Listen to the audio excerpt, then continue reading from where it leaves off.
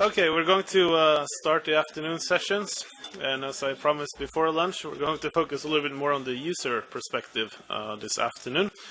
And the next moderator really doesn't need much of an introduction, not only because he's famous, but also because you heard him this morning. So I'm pleased to welcome back to moderate this session, Mr. Erik Velleman from the Accessibility Foundation in the Netherlands. Please join me in welcoming our moderator. Thank you. So we have a panel on the benefits of web accessibility from the perspective of older and disabled citizens. So we had discussion about that already this morning, so we can really get it going this afternoon. I have three panelists here. David Sinclair from the International Longevity Center, Bart Simons from AnyServer, and Barbara Martin from the European Blind Union. And I was planning to ask them to present themselves, but I just did. So, that's yeah, sorry. So maybe you can still present yourself, because I didn't do it in the right order. So now nobody knows who is who, I hope. Except that everybody knows Bart, because he already asked questions this morning. So present yourself shortly, and then say something about the daily work you're doing. Bart, can I start with you? Hi, my name is Bart Simons. I work here a few blocks away in Brussels, raising awareness on web accessibility, starting from students to web design companies and everybody who would like to hear about this. Or we give training, we do auditing of existing websites, but we prefer not to do the auditing. We prefer that things are already in place during development and not really after everything's done. Thank you. David? I'm David Sinclair. I am the director of the International Longevity Center. There are 17 of us across the world, including four in Europe. We look at the impact of aging on public policy, and I've done work on technology and aging for about 20 years. Most recently, we published a report called Opportunity Knocks, which looked at how we can design new solutions to meet the responses of aging. And I'll leave some copies outside after. Barbara? Well, my name is Barbara. I am the manager of the Technical Office of European Affairs in ONCE. ONCE belongs to the European Blind Union, which is the institution I'm representing here today. And the European Blind Union represents more than 30 million blind and visually impaired people in Europe. We were created in 1984, so we are more than 30 years, so we are more than, 18, so we are big now.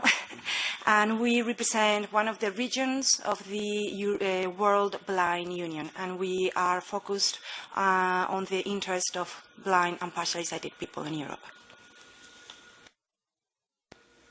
Okay, thank you. So this section takes the user perspective and highlights the challenges and benefits of web accessibility for older and disabled citizens. So that is the focus of your attention here this afternoon.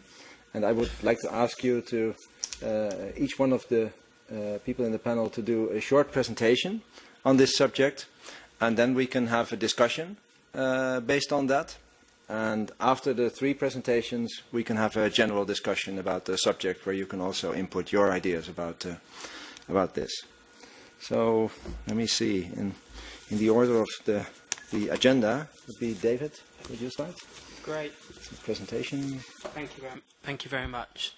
Are my slides coming up?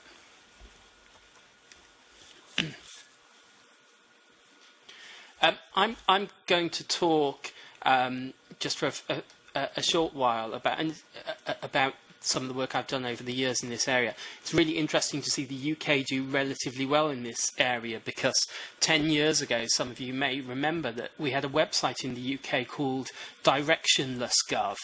Now, the government's official website was called DirectGov, and someone set up this website called Directionless.gov, which compared government search engine results with Google. And what they found was if you wanted the answer, you went to Google. The directionless direct gov one was absolutely terrible. So actually, it's nice that we seem to have made some progress. But actually, we saw this across the whole of Europe. You know, with no sense of irony, the European Commission published the Riga Declaration on a website that was entirely inaccessible, including the fact you couldn't even increase the font size. It was bonkers. So we've come from this place where we've designed terrible websites. But actually, the world's changed, I think, and I've just turned off the picture.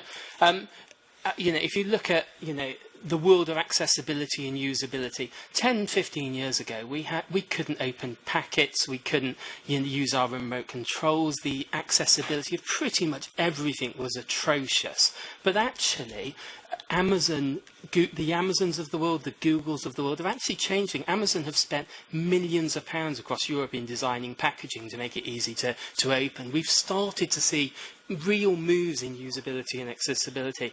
And similarly, as was discussed earlier, we have started to see moves in terms of age. More older people are getting online.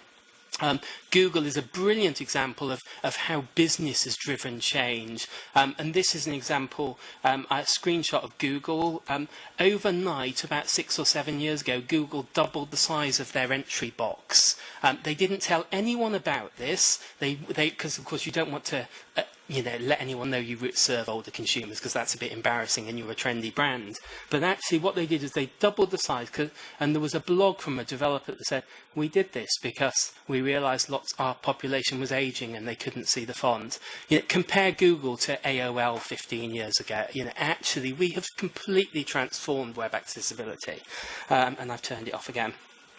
But actually, we're still in this terrible place, I think, in lots of places. And this image on the right, which you can just about see, is my local Indian menu, and it highlights that actually we're creating far too. Can anyone read this? I don't know. It's on a shiny bit of paper. We've got the equivalent of this in websites across the world. Terribly designed things. And let's not be surprised that no one buys a product, because actually they can't even see the information. Yet older consumers are a huge audience here. So why is this important? And 6 or 7 reasons I'm going to flag on very quickly. Why is it important that we get it right? Firstly, from a European costs point of view, we know that we're going to have to deliver improved productivity in health. In order to do that, we're going to have to engage people with health technologies, which means we need accessible technologies. Far too many of them at the moment still aren't. We need accessibility and usability within the world of health. Otherwise, we won't meet productivity gains in health, and the EU's already depressing future forecasts of the cost of health will be even higher. So there is a cost element if we don't get this right. Secondly, because there is a growing market, this image here is, for any of you who know Japan, it is what a centenarian gets given on their 100th birthday. 4 or 5 years ago, 2009, the Japanese government announced that because they were giving so many away, they were going to have to reduce the size by a centimetre to save some money. A month ago, they've just announced that they're going to have to abolish it completely because they can't afford to give them away anymore. Actually, it's just a good example of how we're ageing, and actually, particularly the oldest the growth in the number of people in their 70s, 80s, 90s and beyond is going to be significant. So we've got to serve this market better.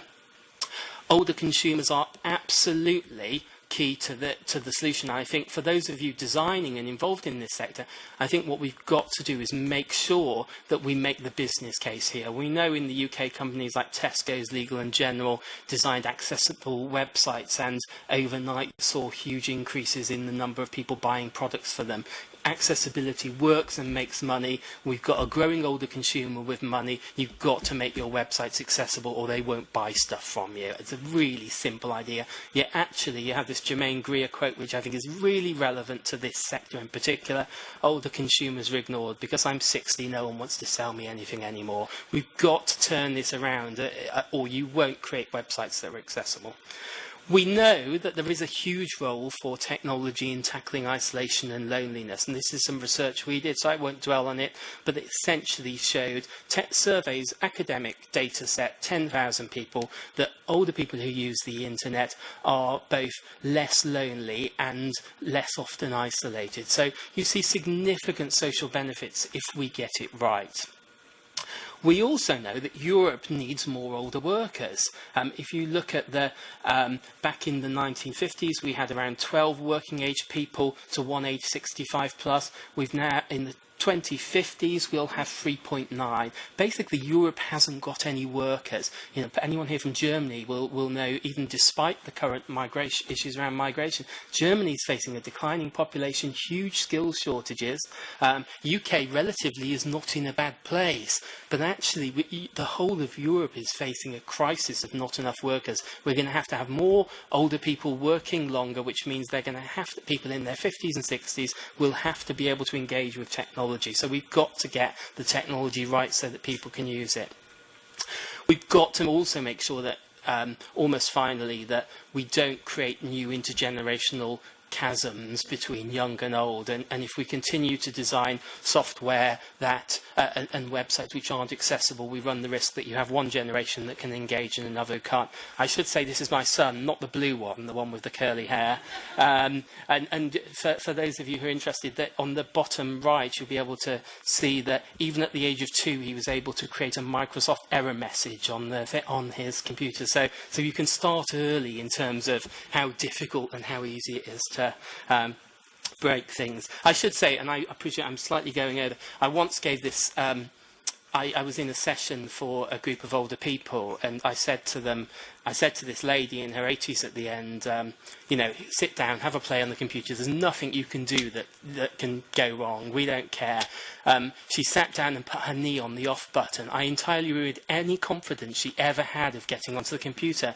But why the hell are we designing computers with off buttons near where your knee is? You know, actually, it's all about poor design, not thinking about users. But actually, we've also got to make sure we don't build this divide between young and old. Finally, we've got to make sure that we benefit from usable and accessible to technology.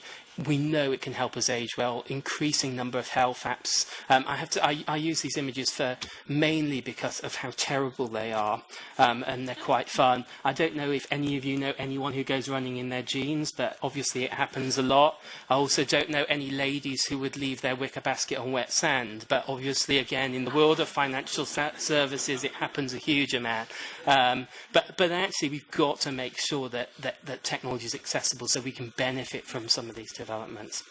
So finally, there are lots of reasons why we need to get this right. I think we've made huge progress, as I've said, but this digital divide does remain. I think we've got to be careful as we develop new platforms, new bits of software. We don't recreate sort of barriers to usage. But my final point really is, actually there is a huge benefit here. For those of you who design, there is evidence around the case for usability audits and accessibility audits for websites. So you do this and you'll sell more products, so please do.